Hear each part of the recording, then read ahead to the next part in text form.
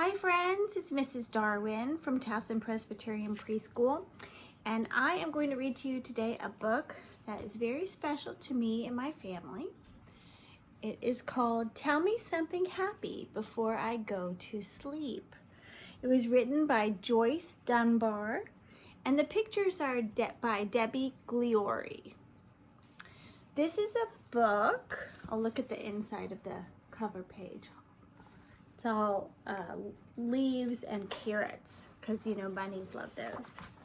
This is a book that was given to my daughter Georgia when she was only 1 year old. It was a sweet gift from her aunt Lisa and their family. So I've had this for 19 years then. All right, you ready? Willa was tired, so Willa went to bed. There's little Willa.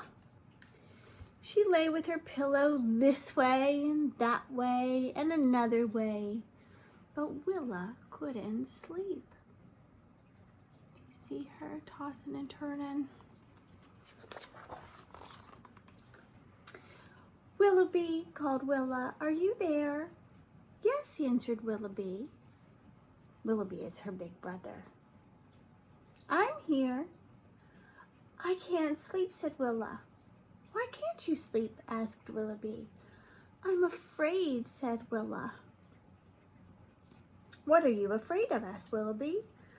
I'm afraid that I might have a bad dream, said Willa. Think of something happy, then you won't have a bad dream, said Willoughby.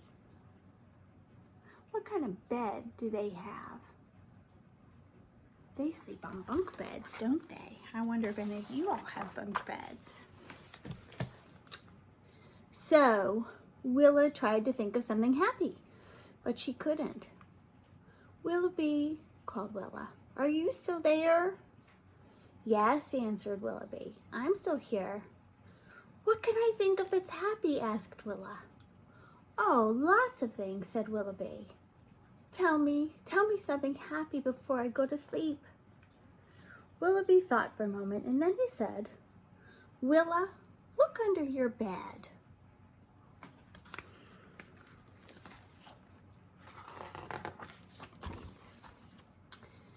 So Willa leaned over and looked under her bed. What do you see? Asked Willoughby.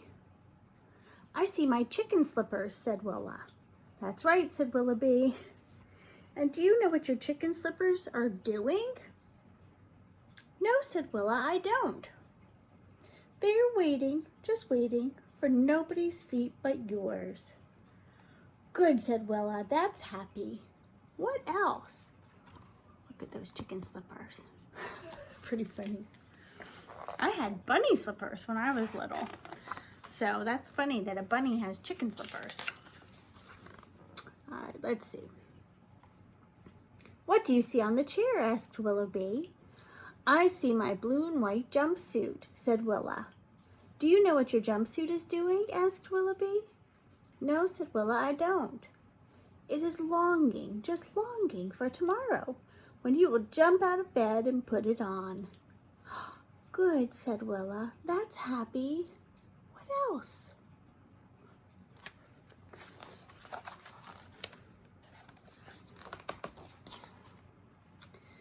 Willoughby picked Willa up in his arms and padded softly downstairs to the kitchen. He opened the pantry door. What do you see on the shelves? Asked Willoughby. I see bread and honey and oats and milk and apples, said Willa. That's right, said Willoughby, all wanted to be made into breakfast for you and me to share. Oh, good, said Willa. That's happy. What else?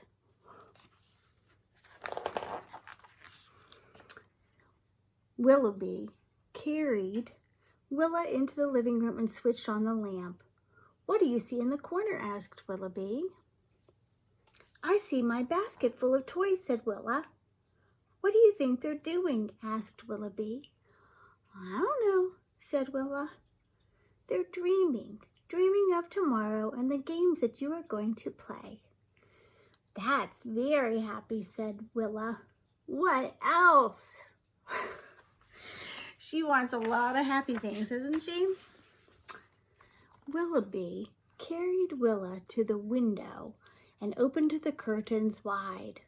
What do you see in the darkness? Asked Willoughby. I see only the night, said Willa. What do you think the night is doing? Asked Willoughby. I don't know, said Willa. The night is waiting for the morning, which is on its way around the world. That's happy, said Willa.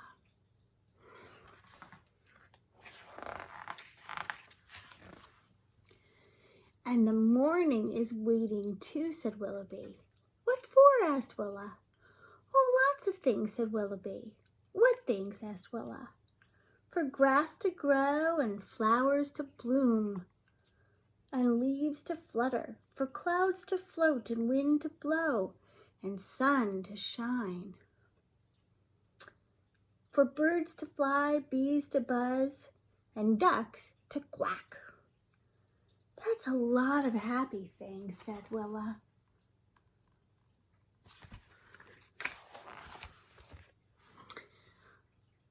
There's just one sad thing, said Willoughby. What's that? Asked Willa. The morning is waiting for you, too. It's waiting to wake you up. But I'm awake already, said Willa. But that's why it's sad, said Willoughby. The morning likes waking you up. That's what makes the morning so happy. Willoughby, said Willa. What is it? Asked Willoughby. I'm tired.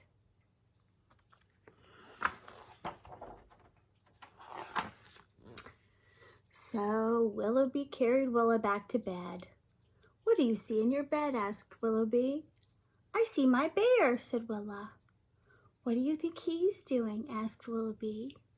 He's waiting for me to snuggle up with him. There's the bear. That's right, said Willoughby, waiting especially for you. Do you guys see this detail too? There's a little drawing of Willoughby and Willa together. I don't know who made that. And who else is peeking in? Do you guys see that? That's Mom. Mommy Bunny. I think she knows what's happening. And when the morning comes and wakes me up, will you still be here? Asked Willa. I'll still be here, said Willoughby. Good, said Willa. That's the happiest thing of all. Good night, Willa. But Willa didn't answer. She was sound asleep. More carrots. The end. I have to say, one reason why I love that book is because I think I can relate. Sometimes I had trouble going to sleep when I was a girl, and I really wanted to think of good thoughts. Now, I noticed that Willoughby had something in his hands in the beginning of the book before he started taking Willa around. Do you know what he was doing right before trying to go to sleep? It looked to me like he was reading a book, maybe even a comic book, but he was reading something, maybe something that was happy, maybe something that was funny, something that was light, and maybe put good thoughts into his head before he went to bed so that he couldn't have those bad dreams that Willa was afraid of. So I think that's really good start to an evening. I hope that you read before you go to bed. This book made me think of a few things. One, sometimes when we're going to bed or even during the day, we're feeling worried, and by nighttime it's sort of hard to relax. So we have to figure out something to do, right? To calm down. Reading a book is calm, but there's also another thing that maybe, not right before you go to bed, but maybe a little bit like after dinner, you might want to play with something. This is lavender dough. It's actually just like the Play-Doh that you make with all the recipes. You can get them on Pinterest. I'm going to tell you what the recipe is. I was growing actually catmint in my backyard, but it looks a little like lavender. But I did have, hold on, lavender essential oils. So I did both. I put some fresh purple catmint flowers and leaves because they have a really good smell. And then I even added a little bit of this lavender oil, essential oils, into my Play-Doh. And it smells so good. I wish you were here so that you could smell it with me. It smells so good, and it's so soft, and it's fun to play with, and it makes me feel good. Now, I know some people who take that lavender oil and put it on their wrists before they go to bed, just a little bit, so that when they're sleeping, they have that nice smell with them. Also, some people put a little in their bathtub, so that might be nice. But I'm going to tell you how to make this real quick. You can look online and look up lavender Play-Doh on the computer with your mom or dad, and you'll find recipes. But just to show you how simple it is, for this big bowl of Play-Doh, lavender Play-Doh, I took 1 cup of flour, a 1/4 cup of salt, which is, this is 4 times bigger than this. So if you filled this up 4 times, it would fill that up, but we just want this much salt. All right, and then 1 tablespoon, which is the biggest one on your mixing or your measuring spoons. The biggest one would be a tablespoon. You put vegetable oil, and you'll do 1 of these tablespoons for cream of tartar. And you mix all that together. And then with this kind of a measurer, or just in a bowl, you would take a cup of water, heat it up in your microwave or on your stove top, get it nice and hot, and pour it into all the other ingredients and use a spoon, mix it up. Once it's pretty mixed, you can start to use your hands. And then make sure you have some kind of either lavender oil or fresh lavender or any other nice smelly things that you might have in your garden, like roses or, well, the catmint is really smelly. Some kind of an herb might feel good if it's got a calming smell. The other kind of smells, we've done this with Play-Doh in my class, maybe vanilla extract or almond extract. Those smell really good. So not only is it calming to play with Play-Doh, but aromatherapy means the smell of things can make you have a certain mood. And I would say that this is putting me in a very relaxed mood. So that's fun. I hope that you try that sometime. If you don't, maybe you'll use lavender in a different way, and that's okay. I'm going to show you a couple more things I did just to kind of expand upon our theme. One thing I liked when Willoughby explained that the morning was waiting for the flowers to bloom and the bees to buzz and the birds to sing. That is so true. When I get up in the morning and I have my coffee, I look out on the back of my house and a lot of my flowers are blooming now. I have irises that are blooming. I have weigela. I can't remember my marigolds are blooming. So they're all really pretty. So why not make some flower pictures? So I made 2 kinds. And yes, I used toilet paper rolls and egg cartons. You know they're my favorite. But actually my class, if you're one of my students watching this, you'll know that we actually used toilet paper rolls this year, and we cut them and we stamped with paint, and we actually, more like this one, we made firework paintings. They were beautiful. But do you know you could make any kind of flower with these stampers? So you just get your toilet paper rolls, cut them, put them into paint, like in a paper plate maybe, or I used a pie tin, and then I stamped. And here's what I ended up doing. Look at this. I chose 3 different colors. I stamped them. Afterwards, I took a paintbrush with green, but you could use a marker, you could use a colored pencil, you could use a crayon, and I actually made some stems and some leaves.